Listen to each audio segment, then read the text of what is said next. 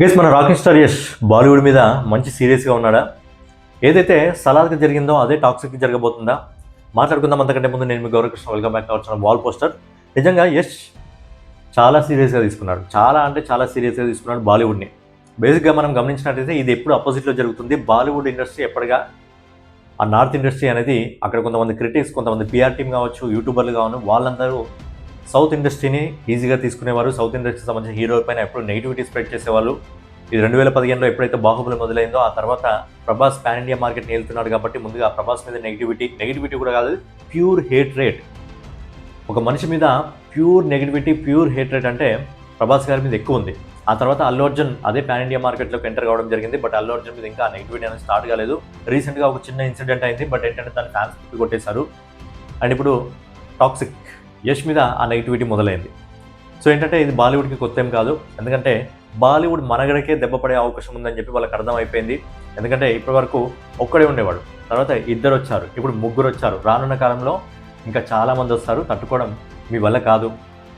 ఇక north industry పని అయిపోయినట్టే. కలుపుకొని సినిమాలు తీసుకొని పోతేనే, ఇండస్ట్రీలతో కలుపుకొని పోతేనే బాగుంటుంది. లేదంటే మేము నెగిటివిటీ ఇలాగే చూపిస్తాం, హేట్ రేట్ ఇలాగే చూపిస్తాం, యూట్యూబ్ ఛానల్ని కొనేస్తాం, క్రిటిక్స్ని కొనేస్తాం, ఇష్టానుసారంగా కామెంట్లు చేయిస్తాం, ఇష్టానుసారంగా పర్సనల్గా మాట్లాడిపిస్తాం, ఇష్టానుసారంగా నెగిటివిటీ స్ప్రెడ్ చేస్తామంటే రాబోయే కాలంలో మామూలుగా ఉండదు, వేరే రేంజ్లో ఉంటుంది. ఎందుకంటే నార్త్ ఆడియన్స్ కూడా ఎక్కువగా సౌత్ కంటెంట్ చూడడానికి మాత్రమే ఇష్టపడుతున్నారు. ఇంకా యష్ చాలా సీరియస్గా తీసుకున్నాడు అంటే అవుననే సమాధానం వినిపిస్తుంది. మంచి గరం మీద కూడా ఉన్నాడు. ఫస్ట్ టైం బాలీవుడ్ ఎప్పుడు సౌత్ ఇండస్ట్రీని సీరియస్గా తీసుకునేదేమో, కాకపోతే ఏంటంటే ఇప్పుడు ఏకంగా బాలీవుడ్నే చాలా సీరియస్గా తీసుకున్నాడు. మంచి గరం మీద ఉన్నాడు యష్. ఎందుకంటే మెయిన్గా ఎక్కడి నుంచి మొదలైందంటే డేట్ విషయంలో ఎప్పుడో అనౌన్స్మెంట్ చేసి మేము March 19 చూస్తున్నాము, గ్లోబల్ వైజ్గా ఒక సినిమాని తీసుకొస్తున్నాము, దాదాపుగా 4 సంవత్సరాలు కష్టపడి భారీ బడ్జెట్తో ఒక సినిమా తీసుకొస్తున్నాము అని చెప్పి యష్ అనౌన్స్మెంట్ చేస్తే ఆటలో అరటిపండుగా రీసెంట్గా సినిమా రిలీజ్ అయ్యి అదే డేట్ రోజు వస్తామని చెప్పి దురంధర్ టీం ప్రకటించింది. దురంధర్ సినిమా బాగాలేదని నేను చెప్పట్లేదు, మంచి సినిమా, అద్భుతమైన సినిమా. కానీ దురంధర్ టీంకి తెలియాలి కదా, గ్లోబల్ వైజ్గా ఒక సినిమా వస్తున్నప్పుడు మన ఇండియా సినిమా స్థాయిని ప్రపంచ స్థాయికి తీసుకెళ్ళాలని ఆలోచిస్తున్నప్పుడు మనం కొద్దిగా తప్పుకుంటే బాగుంటుందని అనుకోవాలి. లేదు, దురంధర్ ఫస్ట్ డేట్ అనౌన్స్మెంట్ చేసి నెక్స్ట్ టాక్సిక్ అనౌన్స్మెంట్ చేసిందంటే తప్పు. ఎందుకంటే రెండు కూడా పాన్ ఇండియా మూవీలు. కానీ యష్ అలా చేయలేదు. యష్ ఎప్పుడో అనౌన్స్మెంట్ చేశారు, దురంధర్ టీం రీసెంట్గా అనౌన్స్మెంట్ చేసింది. దురంధర్కి తెలియకుండా, టీంకి తెలియకుండానే ఇదంతా అవుతుందా? రెండు సినిమాలు ఒకేసారి వస్తాయి, కలెక్షన్స్లో దెబ్బ పడుతుంది, ప్రొడ్యూసర్స్కి లాభాలు తక్కువగా వస్తాయి, లాంగ్ రన్ కలెక్షన్స్లో దెబ్బ పడుతుంది, మొదటి రోజు కలెక్షన్స్లో దెబ్బ పడతాయి. ఇదంతా తెలియకుండా దురంధర్ టీం ఇది చేస్తుందా? అందుకే యష్ చాలా సీరియస్గా ఉన్నాడు. చాలా సీరియస్గా ఏ విధంగా ఉన్నాడని చెప్పడానికి రీసెంట్గా జరిగిన ఇంకో ఇన్సిడెంట్ కూడా కారణం. దాని గురించి మాట్లాడుకుందాం. అంతకంటే ముందు సౌత్ ఇండస్ట్రీ అంటే ఎందుకు నచ్చదు? సౌత్ ఇండస్ట్రీ ఓన్లీ పెద్ద హీరోల మీద హేట్రేట్ చూపిస్తారు. మరి పెద్ద హీరోల తోనే సౌత్ ఇండస్ట్రీ నడుస్తుందా అంటే కాదు. ఇప్పుడు ప్రభాస్, అల్లు అర్జున్, యష్ లాంటి హీరోల మీద హేట్రేట్ చూపిస్తున్నారు. వాళ్ళతోనే సినిమాలు ముందుకెళ్తున్నాయా? వాళ్ళతోనే పాన్ ఇండియా స్థాయిలో వెళ్తున్నారా? సౌత్ ఇండస్ట్రీ వాళ్ళతోనే ముందుకెళ్తున్నా అంటే ఇది కరెక్ట్ కాదు. ఎందుకంటే చిన్న సినిమాలు కూడా వాళ్ళ పొటెన్షియల్ తీసుకెళ్లడం జరిగింది పాన్ ఇండియా స్థాయిలో. కాంతారా చాప్టర్ 1 చిన్న సినిమా 15 కోట్ల నుంచి 20 కోట్ల బడ్జెట్ 400 కోట్ల పైగా వసూలు చేయడం జరిగింది. హనుమాన్ సినిమా చిన్న సినిమా 300 కోట్లకు పైగా వసూలు చేయడం జరిగింది. లోకా చాప్టర్ 1 రీసెంట్గా వచ్చిన సినిమా, చిన్న సినిమా, అదిరిపోయే కలెక్షన్స్ సొంతం చేసుకోవడం జరిగింది. 300 కోట్లకు పైగా. మార్కో సినిమా చిన్న సినిమా 300 కోట్లకు పైగా వసూలు చేయడం జరిగింది. మహావతార్ లక్ష్మీ నరసింహ కేవలం 15 కోట్ల రూపాయల బడ్జెట్ 300 కోట్లకు పైగా వసూలు చేయడం జరిగింది. కార్తికేయ 2 చిన్న సినిమా, అదిరిపోయే కలెక్షన్స్ సొంతం చేసుకోవడం జరిగింది. అంటే సౌత్ ఇండస్ట్రీని ఓన్లీ పెద్ద హీరోలు మాత్రమే ముందటికి కాదు, చిన్న హీరోలు కూడా ముందరికి తీసుకెళ్తున్నారు. బట్ చిన్న హీరోల మీద ఎందుకు నెగిటివిటీ స్ప్రెడ్ కావట్లేదు అంటే చిన్న హీరోలు వాళ్ళ హీరోలకు పోటీ ఇవ్వట్లేదు, బాలీవుడ్కి పోటీ ఇవ్వట్లేదు అని చెప్పి వాళ్ళు అనుకుంటున్నారు. కానీ ఒక సినిమా స్థాయి పెరగాలంటే, ఒక ఇండస్ట్రీ పెరగాలంటే అందులో చిన్న సినిమా నుంచి పెద్ద సినిమా స్థాయి ప్రతి ఒక్కరి పాత్ర ఉంటుంది.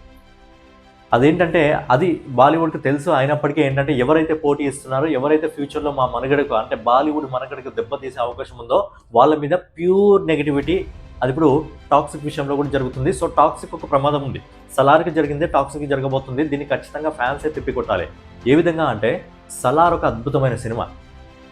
సలార్ ఆల్మోస్ట్ నాకు తెలిసి ఈ నెగిటివ్ పిఆర్ అనేది వర్క్ చేయకపోతే, నెగిటివ్ రివ్యూస్ అనేది లేకపోతే యూట్యూబ్ మొత్తం, హిందీ యూట్యూబ్ మొత్తం, నార్త్ మీడియా మొత్తం యూట్యూబ్ కట్టుకొని సలార్ మీద నెగిటివ్ స్ప్రెడ్ చేసింది.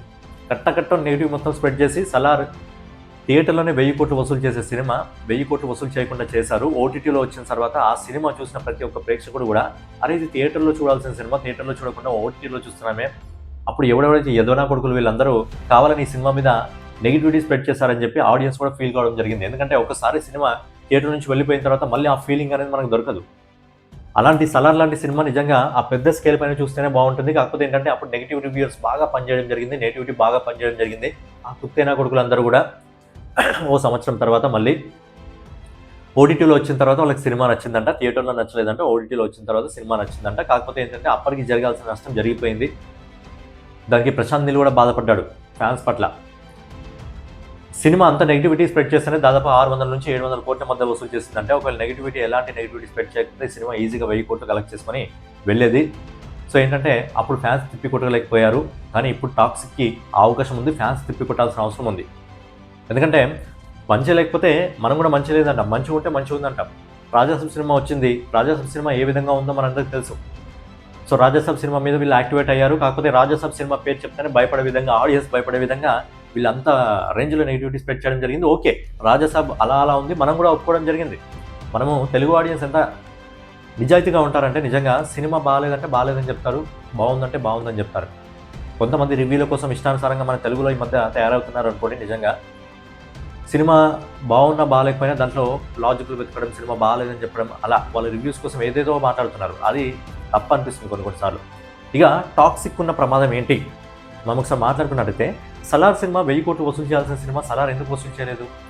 ఎందుకంటే north media, north mafia, critics, YouTubers అందరూ కలిసి ప్రభాస్ని తొక్కాలని చెప్పి ఆ సినిమా మీద యూట్యూబ్లో మొత్తం నెగిటివ్ రివ్యూ. నిన్న కూడా నేను వీడియోలో మాట్లాడుకోవడం జరిగింది. సూరజ్ కుమార్ అనే యదవ బ్యాటరీ పట్టుకొని థియేటర్కి వెళ్ళాలి అని చెప్పి మాట్లాడినోడు సంవత్సరం తర్వాత సలార్ నాకు బాగుంది, నచ్చింది అని చెప్పడం జరిగింది. సో ఇదే ఏదో రీసెంట్గా టాక్సిక్ విషయంలో కూడా కొంచెం తేడాగా మాట్లాడడం జరిగింది, మనం మాట్లాడుకోవడం జరిగింది. సో ఏంటంటే సలార్ సినిమా 1000 కోట్లు కొట్టాల్సిన సినిమా మౌత్ టాక్ అనేది పబ్లిక్ వరకు చేరి పబ్లిక్ ఏంటంటే థియేటర్ వరకు వెళ్ళలేకపోయారు. ఎందుకంటే ఎవరు తిప్పికొట్టలేకపోయారు ఆ టైంలో. సో సలార్కి బాగా నెగిటివిటీ ట్రెండ్ నడిపించింది నార్త్ మార్కెట్లో. అందుకే సలార్ సినిమా 1000 కోట్లు వసూలు చేయాల్సిన సినిమా 1000 కోట్ల వరకు వెళ్ళలేదు. బట్ ఏంటంటే ఇప్పుడు టాక్సిక్ కూడా అదే ప్రమాదం ఉందా అంటే అవుననే సమాధానం వినిపిస్తుంది. ఎందుకంటే టాక్సిక్ విషయంలో కూడా నెగిటివిటీ స్టార్ట్ అయింది. అందుకే ఇంతకుముందు మనం మాట్లాడుకోవడం జరిగింది. యష్ మంచి గరం మీద ఉన్నాడు, అందుకే సీరియస్గా తీసుకున్నాడు. అందుకే టీజర్ వచ్చిన నెక్స్ట్ డేనే, అవసరం లేదు కానీ టీజర్ వచ్చిన నెక్స్ట్ డేనే పోస్టర్ రిలీజ్ చేశాడు. ఏదైతే వితౌట్ బియర్డ్తో ఉంటుందో ఆ టికెట్ అనే లుక్ని రిలీజ్ చేయడం జరిగింది. ఎందుకు రిలీజ్ చేశాడో తెలుసా?